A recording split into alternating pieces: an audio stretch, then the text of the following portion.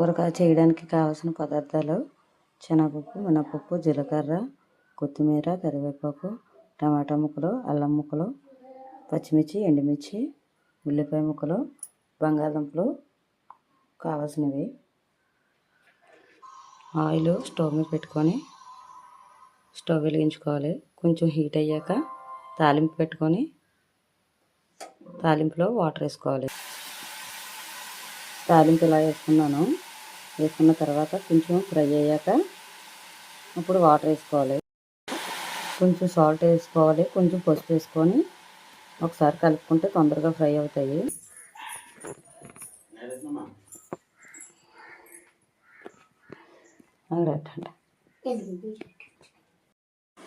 కొంచెం శనగపిండి తీసుకొని వాటర్ వేసుకొని ఇలా కలుపుకొని ఇప్పుడు పూరి